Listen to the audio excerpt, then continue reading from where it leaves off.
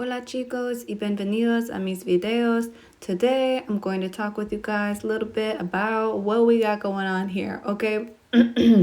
First of all, I watched so many YouTube tutorial videos and DIY videos about how it is so easy to take off your wallpaper. Just go on in there, take it off the walls, just peel it up. It'll come right off, no biggie. Well, I don't know what kind of walls they have, but my walls and my wallpaper is built different. I mean, maybe it's because the walls here in the bathroom that I'm working on are actually just wooden planks. It's not drywall.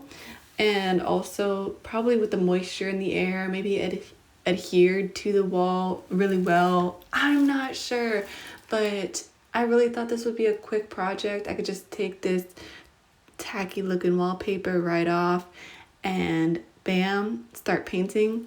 But that is not the case. And also what I came to realize is that I'm gonna have to sand down these walls because they're also very rough, and so I can't even paint them after I managed to get all of this wallpaper layering off.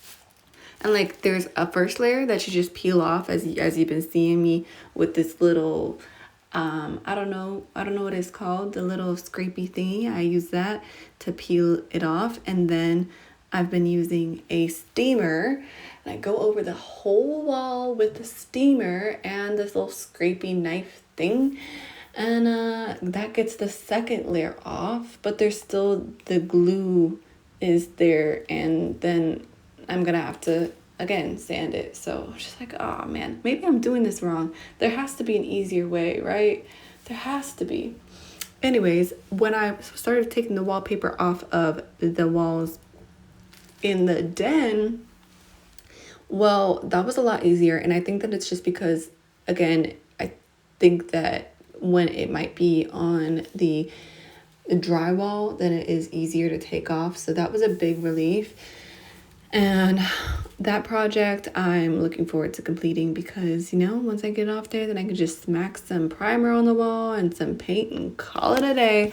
But this project, this project in the bathroom is going to make me work. And I have all these ideas, I've saved so many little cute pictures on Pinterest. I'm like, oh, I'm going to make this bathroom so adorable. There's nothing I can't do. But I'm telling you, it's been weeks. And I have not even done a whole lot on this bathroom, and it's because I feel like using the steamer to go inch by inch down this wall is just not fun, and it doesn't feel very satisfying to me because it just takes so long, and the steamer makes so much noise, so it's kind of more challenging to listen to podcasts while I do it. I don't know. I'm not trying to whine. I mean, it's just not my favorite project so far. And it's just, I've been learning different things about my home and about me and how I feel about doing all these things. Because, when we were looking at the house and other houses online, this is the only house that we viewed in person, but when I was looking at other houses online, I was like, oh, it's missing walls, whatever, I could fix that. I could do that. I'm a DIYer for life. There's nothing I can't do. But then, just this wallpaper has really, really humbled me, really taken me back. I'm like, okay, this is real work. And all the stuff outside, like playing around in the creek and trying to make a little makeshift bridge, and I want to plant flowers, all that stuff. So much fun. That's where I really want to be. I want to be doing this stuff outside, but I have to make sure that the inside stuff's taken care of first. Everything's organized, so it makes it easier to clean and cook throughout the week. And, because just walking into the bedrooms with all the carpet got me sneezing real bad. And I don't have the special types of like carpet cleaning vacuums. I just have a regular vacuum, and then I have like a little handheld green machine. But that's a lot of carpet to try to use that small little tiny green machine on. And oh man, if I tried to do that, my back will be hurting. Who knows though? I'm really trying to save it for a little bit longer because just it'd take about $1,000 to rip up the carpet in the 2 bedrooms downstairs and then replace it with some snap and lock flooring. And that's if I did it myself, but which I will do. But it's a pretty penny to be spending, and so close to when I've spent so much other money on things like plumbing and electrical work and stuff like that. So I'm just gonna put that off a tiny bit. And I just would like to have a conversation with the people who built this house, the people who lived in this house throughout the years before the people that I bought it from, because I just want to know how you did certain things, how you set your place up, how you made the upstairs not so scary. Also, I would like to know why it is that everything is just a little bit off center in this house. I mean, no judgment. I mean, maybe a little bit of judgment, but what was the plan? What was the plan? There's just some stuff. It was a different age. 82. That was a different period. And I know that they had a vision. They had some ideas going on with this house, but sometimes I'm thinking, I don't really understand what that vision was. I don't know. Sometimes I think whoever built this house, they were a genius. I mean, they had some good ideas. And then other times I think maybe they had a drinking problem, because sometimes it's like they must have gotten drunk and just felt like, I think now's a good time to knock out aligning the fireplace. I don't know. That's just how it feels to me. I just got hit with like some real cutesy, ooey gooey thoughts about, this could be our forever home. I want it to be our forever home, in fact. And one day when we have kids, I want them to be like, oh my gosh, my parents worked on this house.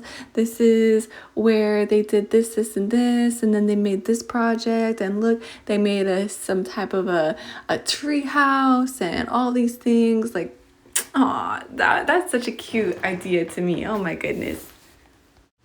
It's really interesting to learn about history and the way that home buying has really transformed over the years. For instance, when our parents and our grandparents were buying homes, they were able to buy a home right out of high school, immediately just get a job at the supermarket and then buy a home. Like, it was no big deal. And now I think the average age for buying a home in America is about 32. And I know that it's not unique to America either, because Australia is having a housing crisis, and Canada, there's a lot of places in Canada where things are getting really crazy as far as cost of living goes. And I think that just has to contribute to other statistics as well, of course, in regards to people are waiting a lot longer to get married, people are waiting a lot longer to have kids, people are deciding not to have kids. And I hear all the time from parents, people saying that it's just so expensive for them to have kids and it's just almost unaffordable. And I really sympathize with that, because there's a lot of people out there that are giving people a hard time for not having kids because of the declining population rates in most countries and things like that. But it is tough financially. Granted, on the other side of that, because there's always two sides, I don't think that it is impossible, right? Because obviously some people are doing it. And I think that with some financial planning and some financial disciplines, granted, probably more so than other generations have had to do in some aspects, but it's still something that can be done, and it's still something that I would like to do. Let me know in the comments what you think about the housing crisis in America and other countries going on, and also what you think about why people are not wanting to have kids, not wanting to get married, or wanting to put it off a lot longer than other generations. Just let me know your thoughts on that. I think it would be really interesting discussions to have. Something that I also just thought about is people who are looking to buy homes right now, and the younger generations have been heavily influenced by social media, and we're seeing all these different things online about influencers buying these crazy houses in Miami, Florida, and all these other things, just kind of making us feel like buying a home that is a fixer-upper might not be a good option for us, or just sometimes influencing us in a way to think that buying something and making it better isn't something that we should look for. Maybe even real estate agents have been playing a role in that too, because real estate agents, they get a bigger check when you buy a bigger home, so they might not want you to go and buy that more affordable older home. They might be the ones pushing people to be like, no, in a couple years you're gonna want to upgrade. One thing I hate to hear, right, is when I hear from other people saying, oh, well, this is only a beginner home. You're going to need to get an upgrade home whenever you start to grow your family, because they need all their own rooms if you have kids and blah, blah, blah, blah. I really hate to hear it, because first of all, I don't feel like that is a necessity. I don't feel like every kid has to have their own room in order to be a happy, functioning kid. That's not real. That doesn't have to be a thing. Would I like that? Sure, why not? If I have the means to do that.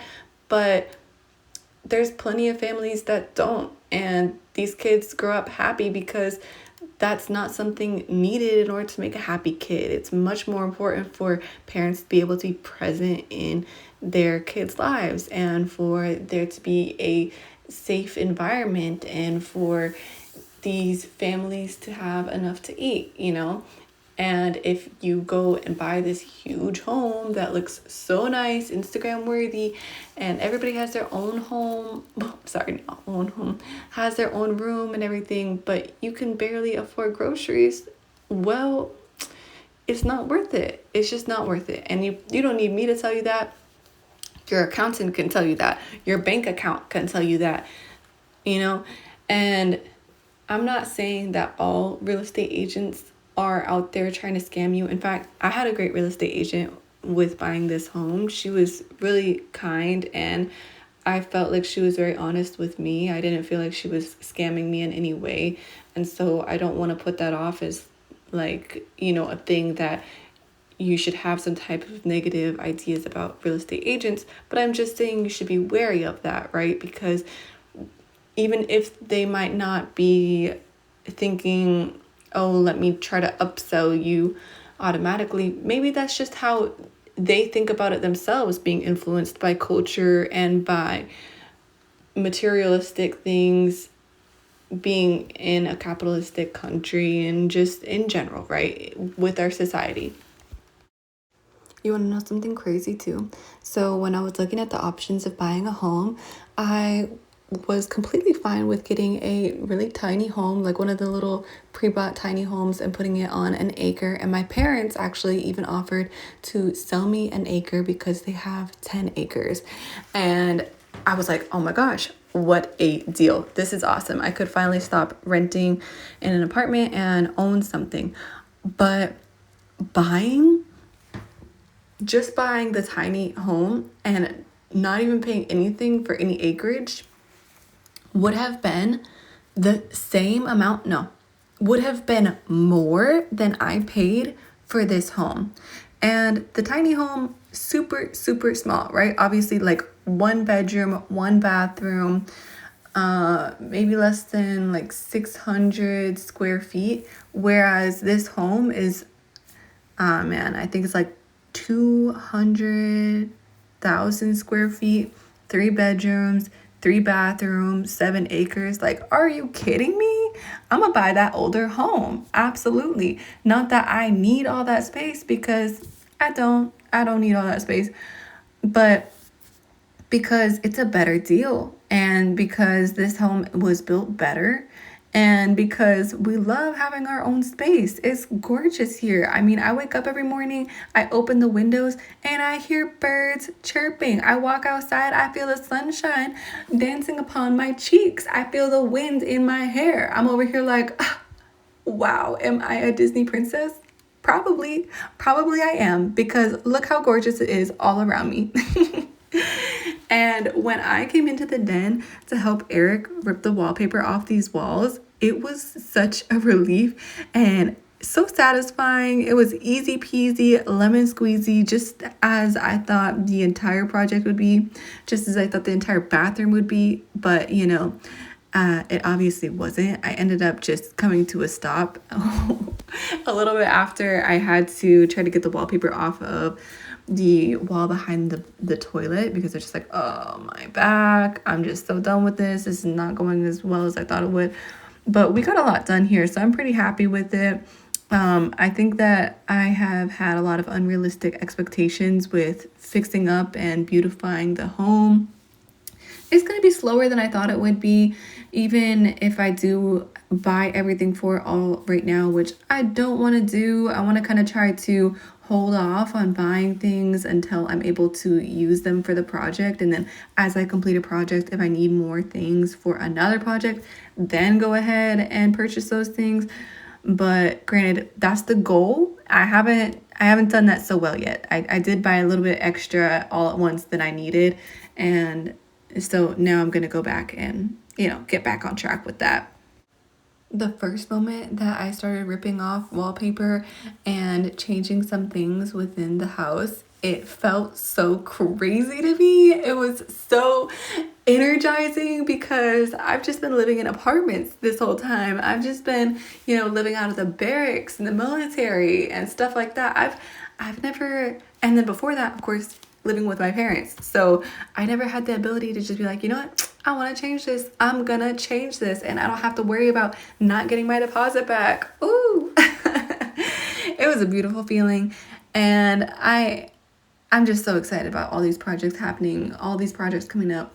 And I'm really happy that my best friend is going to be coming out here to help me with it too, because I think things are going to be moving along a lot quicker when I have her here, because it's just going to motivate me. I'm going to want things to look nice for her and to feel nice and comfortable for her to stay with me.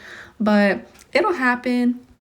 I wonder if there is a special angel up there in heaven that grants us all of our best friends and our closest friendships, because, man, whoever that angel is, I would just love to give them a hug. I would love to give them a handshake, like, thank you, sir. Thank you, ma'am. Y'all doing a great job. I love it. As always, thank you for watching. Subscribe, like, comment. Bye.